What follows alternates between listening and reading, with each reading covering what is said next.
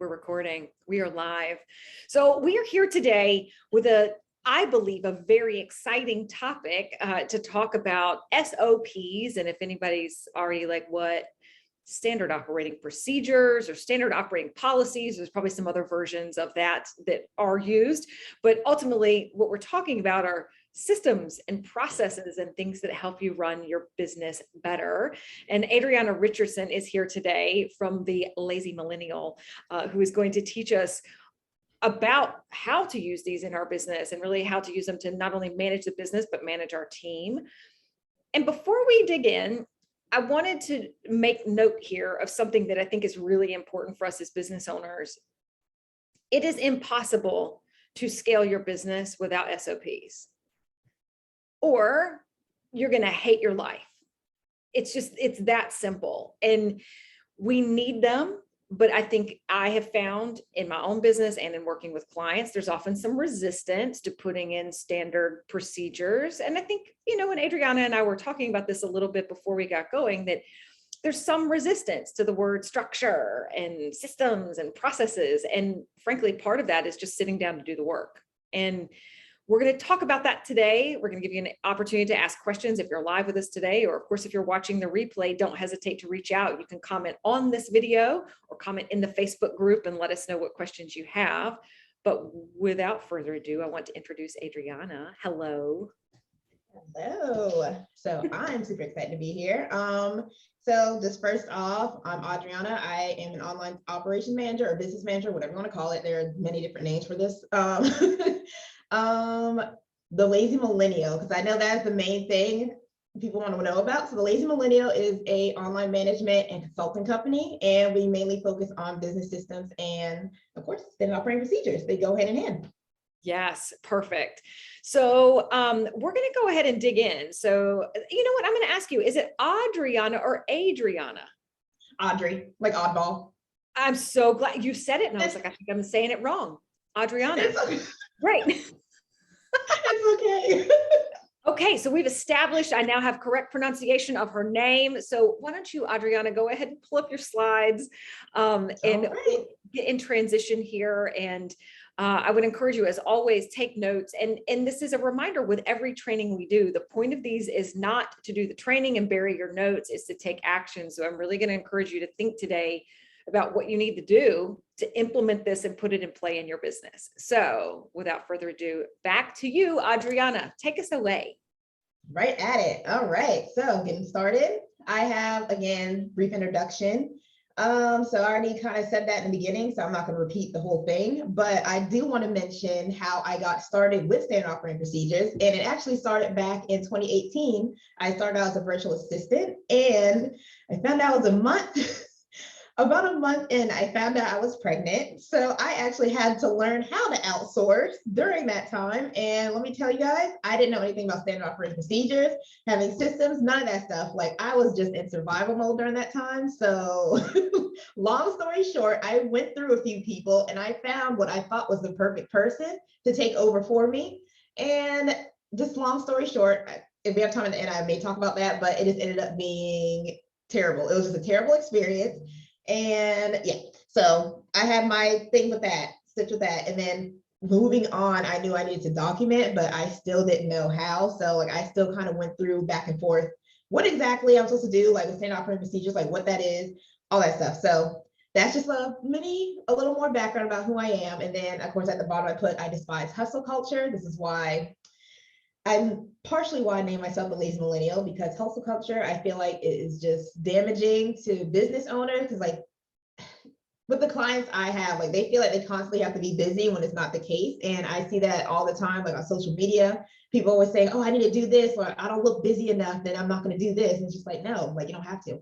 But enough about me. Let's get into what we need to be talking about today, standard operating procedures. So first things first, what exactly is the SOP? Standard operating procedures, but there are other names for it. Overall, SOP, when you see that, just think about business systems, policies, procedures, all that stuff. Just think about that.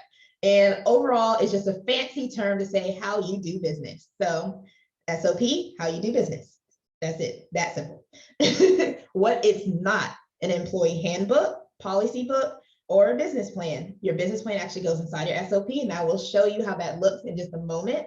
But I wanted to talk about this because a lot of times when people hear SOP, employee handbooks or policy book come up, and it is a part of your SOP, but a lot of times, and this is where a lot of times too, people kind of miss, like they write down like what they need for their business, but they don't show people how to do it, especially when you are like afraid to hire out or like you don't want people touching your business, like all those negative feelings or overwhelmed feelings, like, oh my God, like how is someone supposed to handle my business? I like doing things a certain way. Well, if you have a correctly documented SOP, you shouldn't have to worry about that. Like they should be able to pull how you do your business from your SOP. So the employee handbook and policy books, they show you the what, like they'll tell you, like I use an example, like Instagram, like, okay, if you tell someone I post on Instagram 2 times a week, 2 times a day, and whatever, you post 2 times a day, like you tell someone I need to post on Instagram 2 times a day, like that's cool. So that's something like your policy, like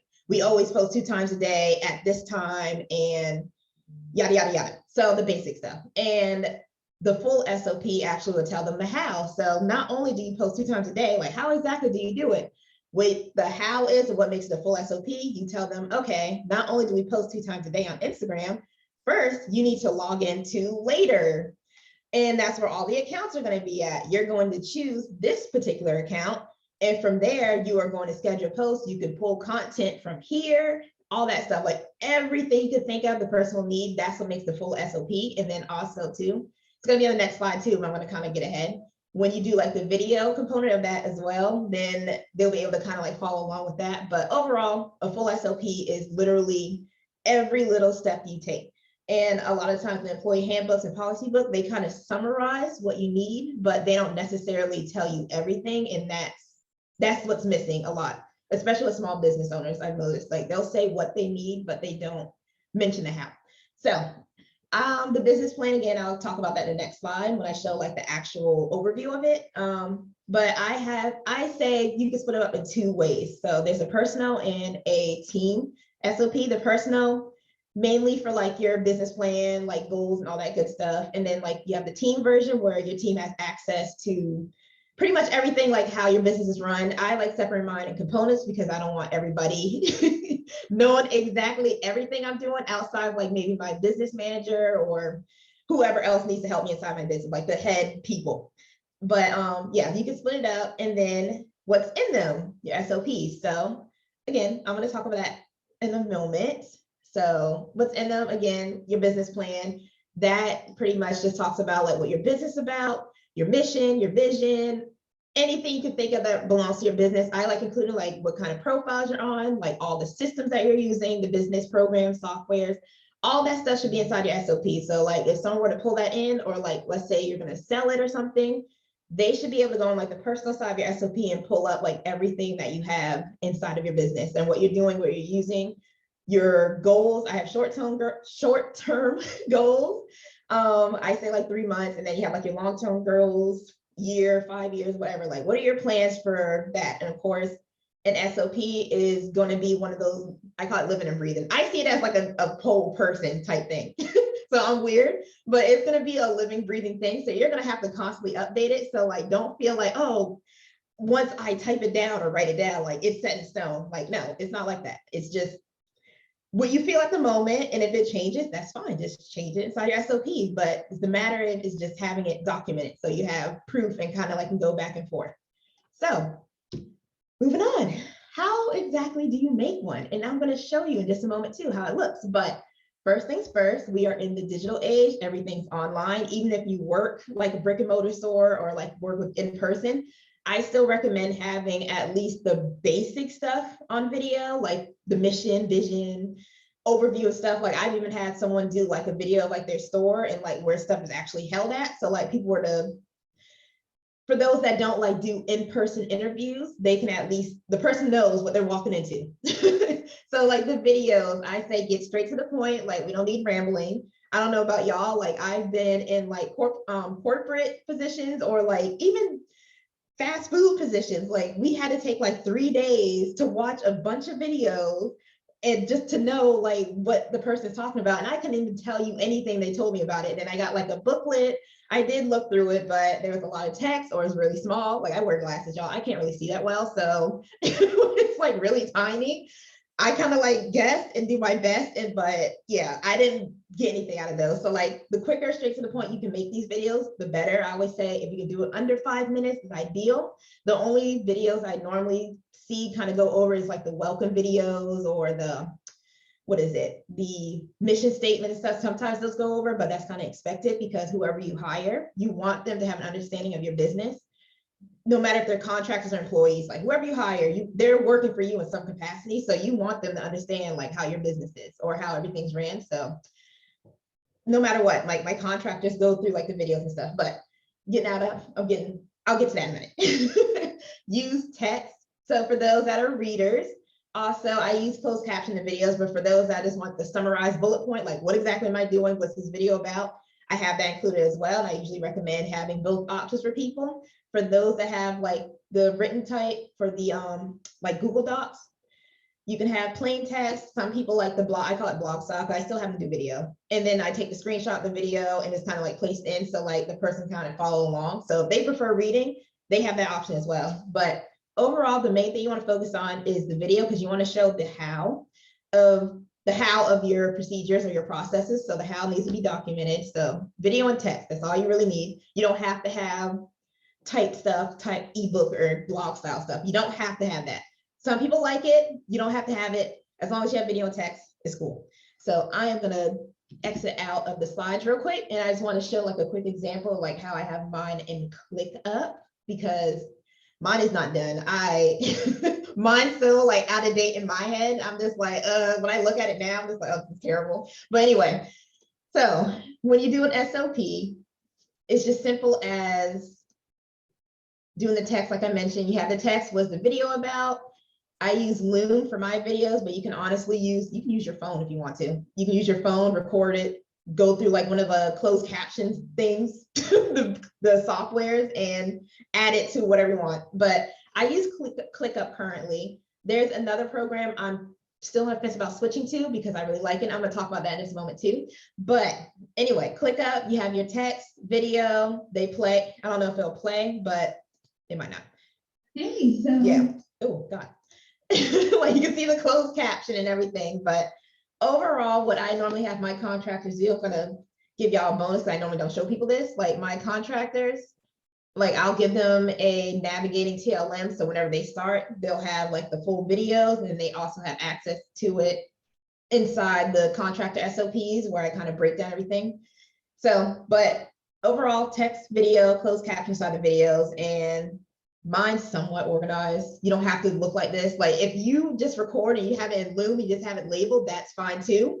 Like you don't have to feel pressured or rushed to do this.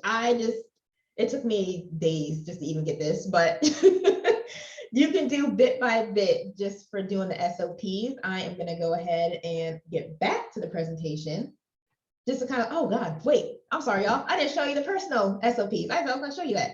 I'm gonna show you that real quick. So with personal SOPs, so this is what people are going to look at. Like I say selling, like if you want to sell your business, like what exactly is the business about and all that good stuff. So they're going to need to have access to your business plan, personal SOP. So inside the personal SOP, get my tongue tied there.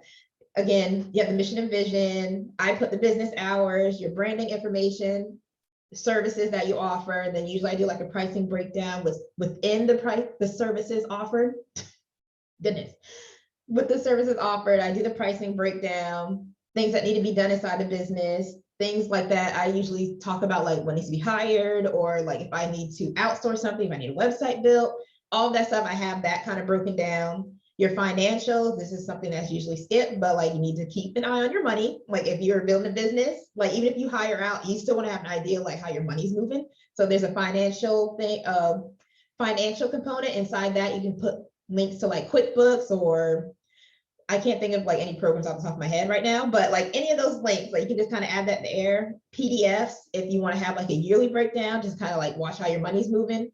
Anything you want to put in there, anything related to financials, or if you have a bookkeeper, things that they need, put that inside there. This is something that people don't think about. We really need it. I didn't think about that in the beginning until someone like called me out. So it's in there. I have goals, programs used, social media, ways to market, and then also for the ones I added in, you don't necessarily need all this inside of it, but I just do this because it's a lot easier. And then I use it as a kind of, I can't think of the board's name right now, but I use it as like a board for like my yearly overview, quarterly overview and stuff. So I need to figure out who I need to hire, all that stuff, because a lot of times too with hiring, we kind of hire out of desperation in a sense. Like we know we need help, but like we don't really map out who we need and what exactly we need. So I usually, well, I include that in the template that I made. So who you need, team information if you already have a team, what are they there for? Like, what is their pay? What can they do? Like sometimes we hire somebody for like one thing, but they're actually good at something else. Like I kind of not jot down that kind of stuff. Like I may have hired one of the girls I have now, I hired her for like general admin, but like she's good with bookkeeping, some other stuff. So I made note of that. So whenever I get clients that may need that, I have her assigned to that just because she has that skill set.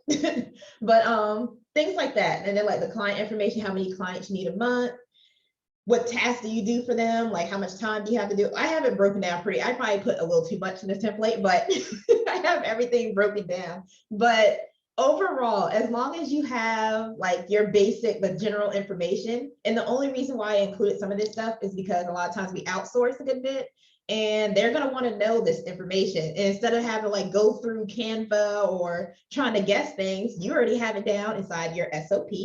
You can just copy and paste or do whatever you need to do. If you have a PDF, just take the PDF, send it to them, and you are done. Like it's more, SOPs aren't just for like document stuff, like it's for efficiency, save you time, all that stuff. It takes a lot of time to set up. I'm not gonna lie there.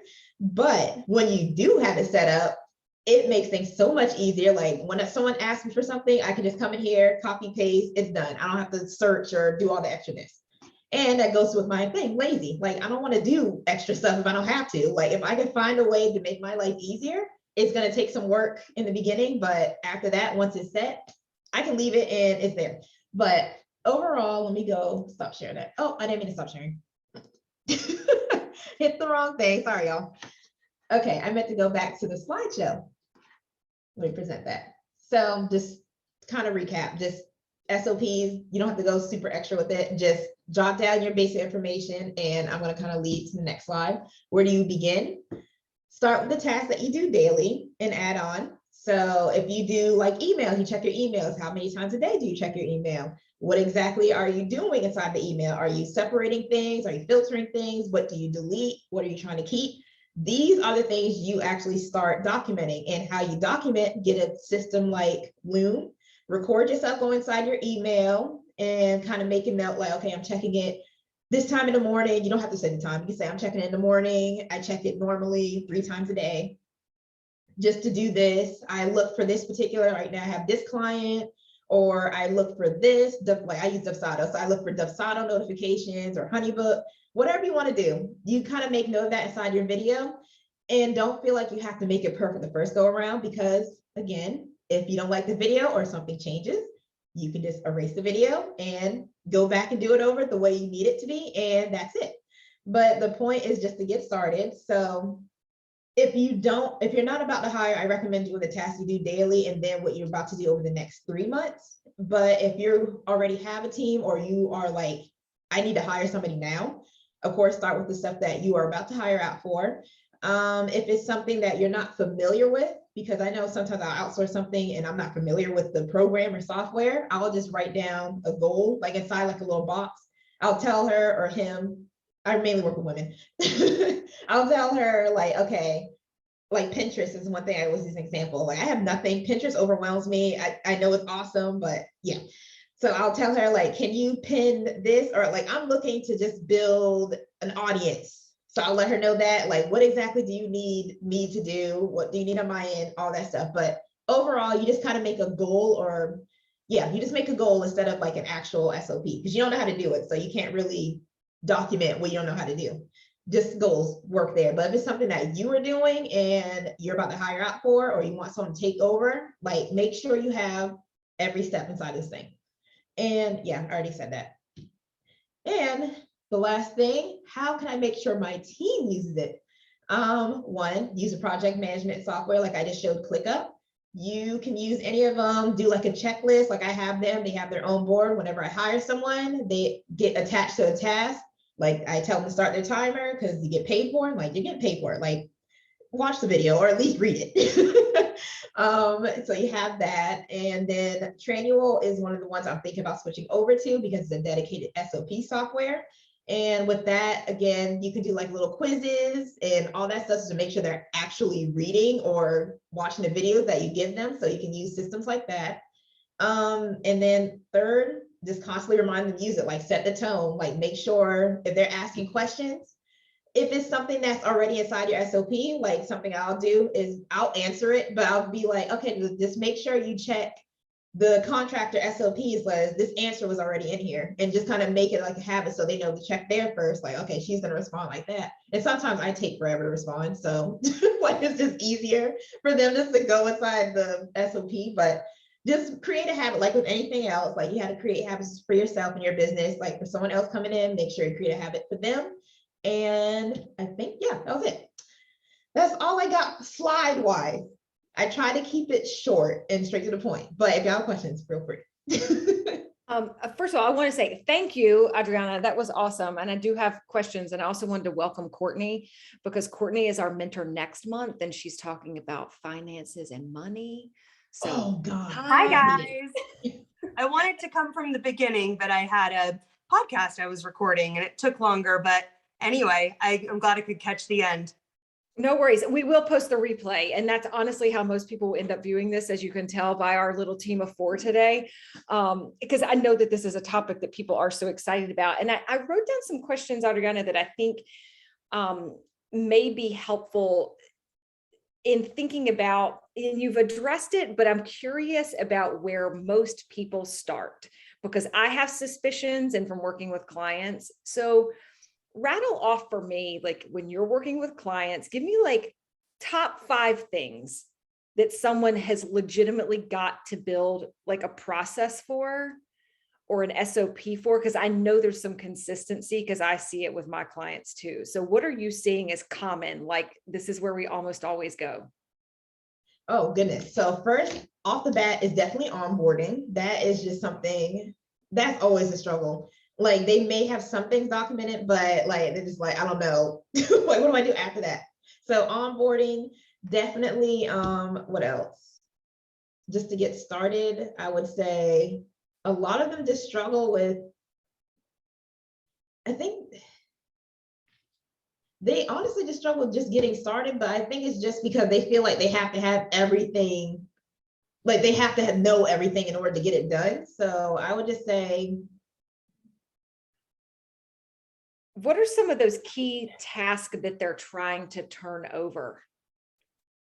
Oh, definitely social media is always one. That's why I just used it in my example. Social media is always an example. What else am I thinking of? No one really thinks about money, so I'm not gonna say that one. Automations is definitely another one. They want everything automated, like onboarding, again, that's the automated one. What else?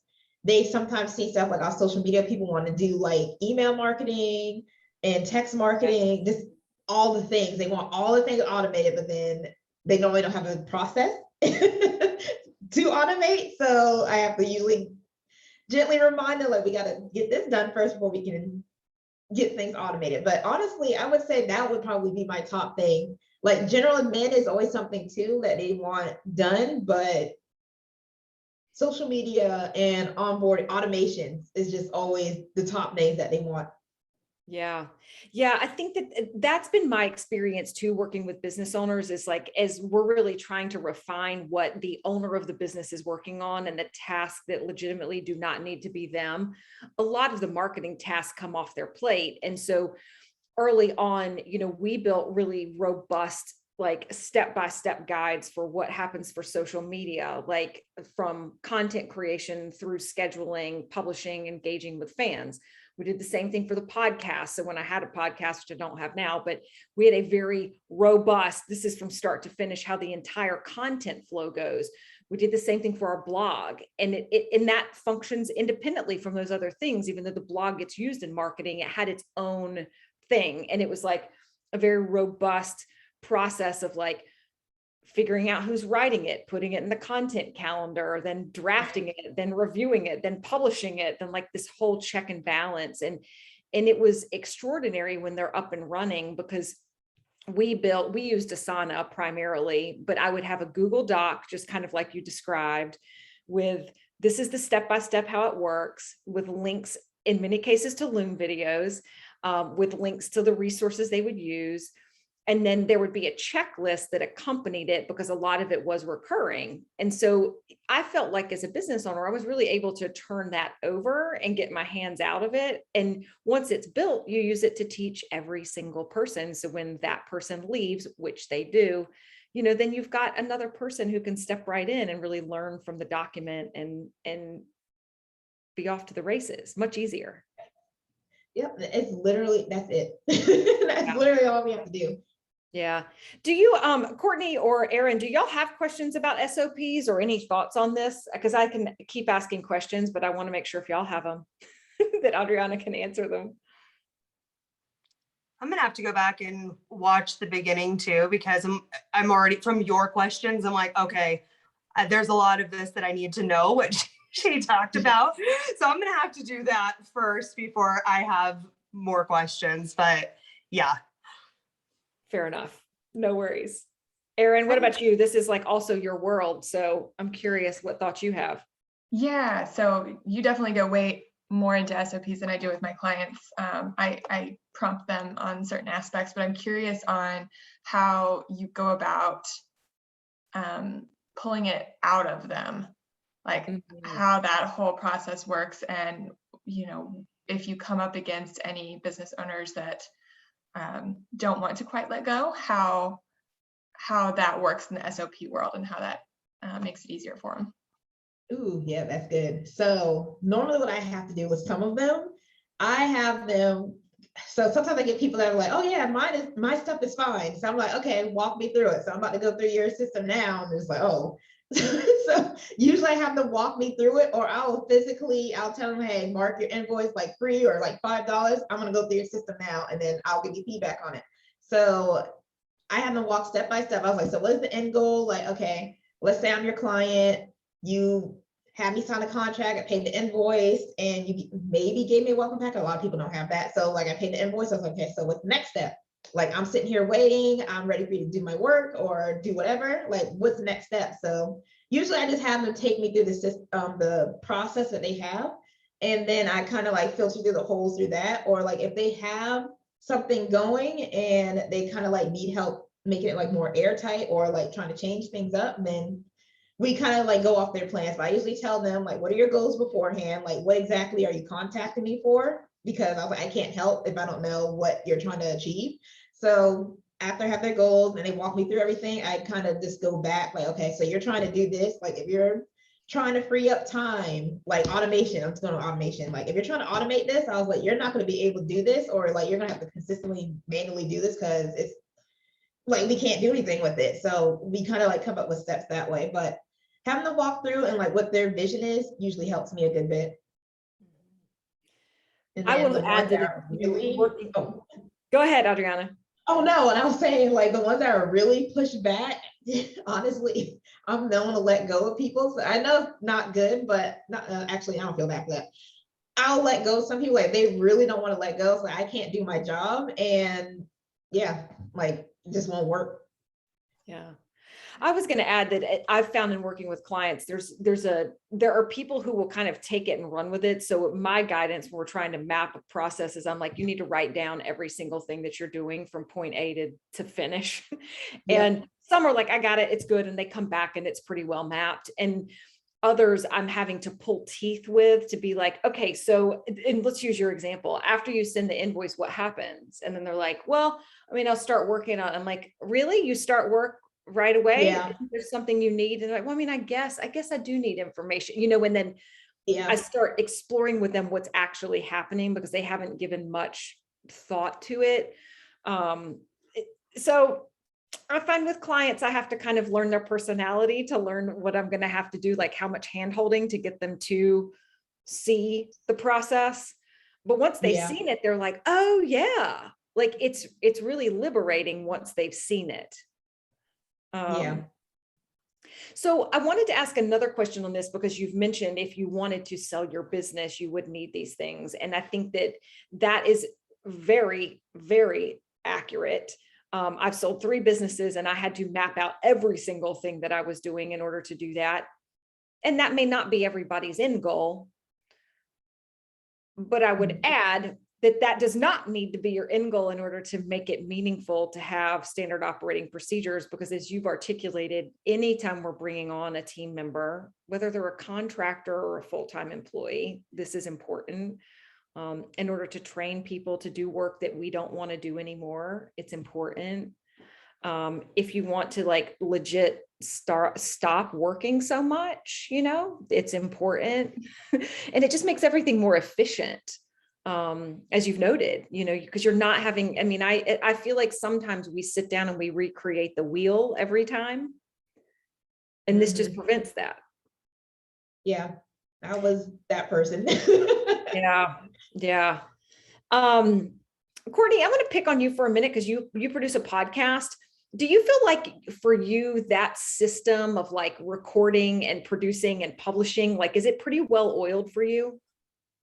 It is now after almost 3 years, but Yes. like an SOP as far as for me, okay, I had to establish for myself, it's the 3rd Thursday of every month is when I schedule, you know, from this time to this time, all of my episodes. And then this day every month, all of them are edited and uploaded. But before I did that, and I still have so much more that I need to fine tune, which is why I was like, I really wanted to hear the entire presentation, because it's always seems like there's that never ending task list. And it's like, there's got to be a better way to automate this to free up more time, because I am all about like batching out my work so that way I'm not constantly like in a hamster wheel.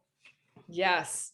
Yeah, good. I love that. I think that that's really spot on for most of us. It takes time to fine tune it out, to get these things to like hum and sing. I mean, social media is another great example of this. Like we produce a month at a time, you know, and we've done that since pretty early on.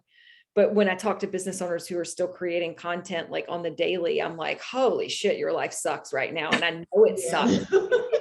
It's brutal. It's also like the mental toll that it takes on you for you to always have this like carryover to-do list every day because you're not being efficient with your time. I feel like it takes a mental toll on you as a business owner or a content creator or whatever the case may be. Yeah, agreed. Now, what about tools? Because I know, Adriana, you've mentioned you use ClickUp. And then Erin, what tool are you using? Are you also ClickUp? I am. Yeah. And then Courtney, do you use any like project management kind of tools? No, but I'm about to Google ClickUp. Yes, Yeah. you should. I use Asana and I like it. I've tried around with others, but I think because we were knees deep already in it, I was like, I don't know if we want to move it, but there's so many good options out there. I'm curious your perspective on picking a platform, because I feel like sometimes I hear from clients, I went and Googled and I found 10 and I tested them out and then it's like a month later. So how do you advise people to pick something and commit to using it? Oh gosh, this is like one of the fun parts. But yeah, it can take a moment. But normally what I have them do is once we figure out their processes, like what exactly they want to do for the time being, I tell them, you are not married to the platform. So like if you use it and you want to move down the line, so I have to beat that in their head first, because if I just tell them to pick something and they get overwhelmed really quick. But I'm telling them you're not married to it. Like we just need something for the time being. But anyway, how we decide, we go through their processes. If they need a particular thing automated, I like to see what systems kind of like work hand in hand. Like if they have everything and if they don't have everything, if they currently use a program, can I like automate it with like Zapier or something like that? Do like a third party automation. Yes. But overall, make sure they have their processes and kind of find a program that matches it. And I tell them to give me 3. And out of those 3, I have them look at it, like look it through a demo or something like that. They give them like a couple days, look through that. And I said, which one do you feel like most comfortable with? Like the free trial, like which one do you see yourself actually using? And we kind of go from there. Like sometimes they stick, most of the time they stick with it. Sometimes people be like, I don't like this one, move. But overall, we have to have their processes done first before I can even make recommendation. Yeah, understood. And I think that's great. I like the model of 3, like pick 3 to investigate. You do not need to investigate all 100 that exist. Like they're all pretty good and they're all quite similar. I mean, in my research, you know, they bear similarities and most of it's aesthetic in my mind. Yeah, pretty much, honestly. I want to talk about automation. Sorry, I'm just going questions here. So please interject, all of you. I'm curious about automation. What are things that you're seeing people automate that are really setting them free in their businesses? Okay, so I work mainly with service providers, definitely onboarding. Like I have people all the time, like when they start out, they're just like, okay, I'm spending so much time manually sending this out, like all this stuff out, or like forms. Like sometimes I have people that do like, I don't know, some in-person stuff, but like overall, they're sending out forms and all this stuff. Like onboarding just takes so much of their time. And sometimes they lose clients because they're taking so long to get back to them. So definitely onboarding is definitely the lifesaver, so to speak. It's kind of still manual because like contract and stuff, some projects are special, so you may have to still kind of like manually go in, but like for the most part, everything's set and you can kind of like make tweaks as you go, but like that's mainly done. Another thing people often want automated is definitely parts of their marketing. That's always like the top one. Email marketing, again, that's another one people usually ask for help with. A lot of times for those that are hiring or have hired, they need help like automating their contractors or employees onboarding, like how to do that. Like have the clients, then we have contractors. Normally contractors have their own thing, so usually I have them look into that, like the contractors making them come out with the contract and stuff. But anyway, I'm getting off topic, but all forms of onboarding, marketing, and I'm trying to think, there was something else too. I just cannot think of it at the top of my head right now, but mainly is that, oh no, they want to automate like some of their day-to-day, like project management tools, like how can they remind, well, I guess it's not really automated, but like they want more reminders to do stuff, where sometimes they miss small things, but like the small things turn into bigger things. So they want to find like things to help them automate like reminders and stuff. So project management tools. That makes sense. Yeah. And I think that's a good distinction, onboarding clients versus onboarding team. I mean, both of those can really be automated and processes can be built for, but I love the idea of that, of prioritizing the revenue stream in the business. Yeah. Like, let's prioritize where you're making the money and make sure that experience is like first class. Right. It's really showing us what that experience is going to be like to work with them as a service provider. Mm-hmm. I dig it. Yeah. Okay. That first look is everything. Yeah. Any other questions, thoughts on this topic from the rest of you guys? No. Okay. Well, okay. Oh. I've got one. Yeah. Sorry. I was waiting to see if anyone else. So in my experience from people coming from the corporate world, SOP is a very dirty word. Because we remember those corporate SOPs that nobody looked at and they were terrible. And do you find that that's the case with a lot of your clients? You know, if you're in the service-based industry, I feel like a lot of people come from corporate in that realm. And how do you overcome that with them? I guess why would they come? Why, you know, how do they get to you when in their head an SOP is not something they ever want to see again? So yeah, I want to say at least half the clientele I get for like the SOP packages I do are from corporate. And they're just like, okay, like, how are you, first off, they're like, how are you making it look so fun and easy? And second is just like, how do I make it look the way you're making it look online? And just like, I tell people to infuse their personalities and stuff inside their business. Like, that's why I always say, like, make sure like your welcome video, your mission video, anything that you're doing kind of like shows off your personality. Like, I tell people I like memes, I like making jokes and stuff. So like that is portrayed in my business, but kind of just get out of the corporate feel. And I tell them, like, what exactly are you trying to do with your business, and make sure that's infused inside like your SOP videos, especially at the beginning ones. Like, we can't really make the rest of them be interesting because it's like you're telling someone how to do something, but that's why I always tell them, make sure it's shorter. Like, they don't need to be spending days to do something, because that's honestly, not only are you spending money, in a sense, honestly, it's wasting money when you're trying to make something so big, because they're gonna have to work in it anyways. Like, experience is gonna be like the teacher, but make the video short to the point and your personality shines through. Like, it's our business. So that's why I just tell them. And normally they're just like, okay, like they do that and the wheels start going. Yeah, cool. I'm very curious about this tool, this Trainual. So Trainual, it is kind of, I need to update mine, but it's kind of like Google Docs.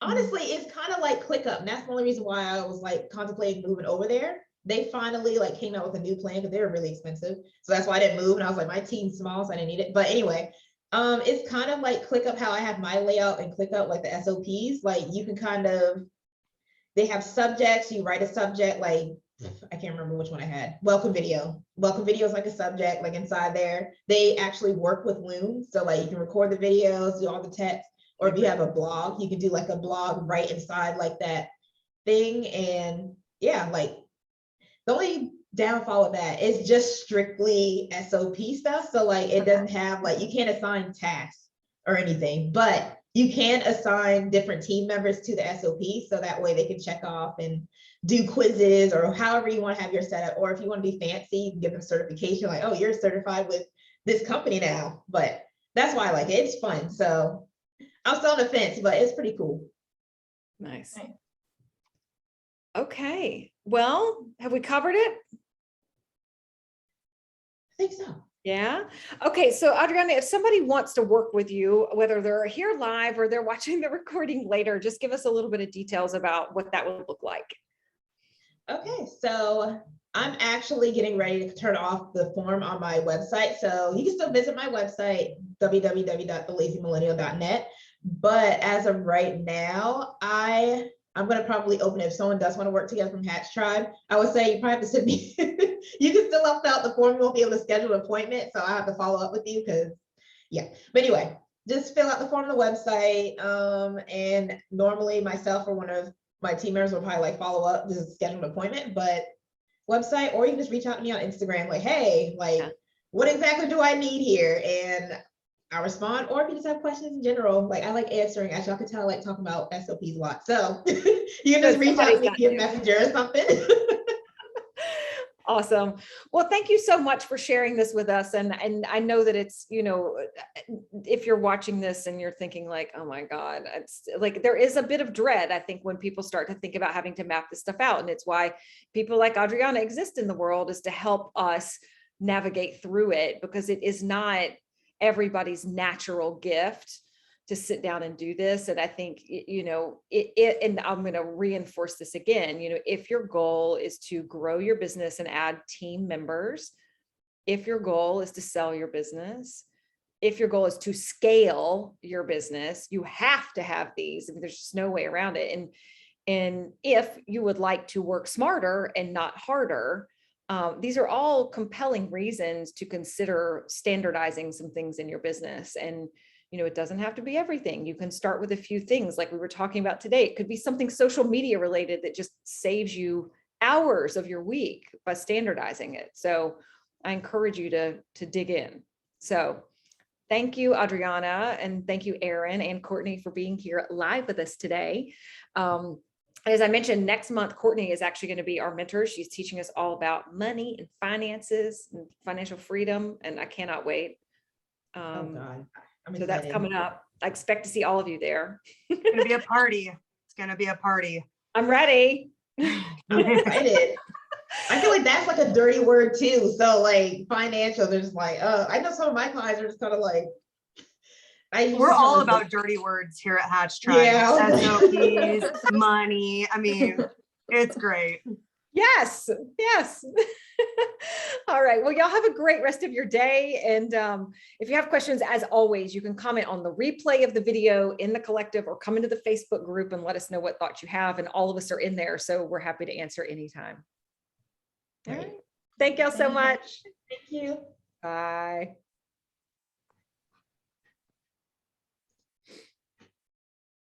All right. Let me hit stop recording.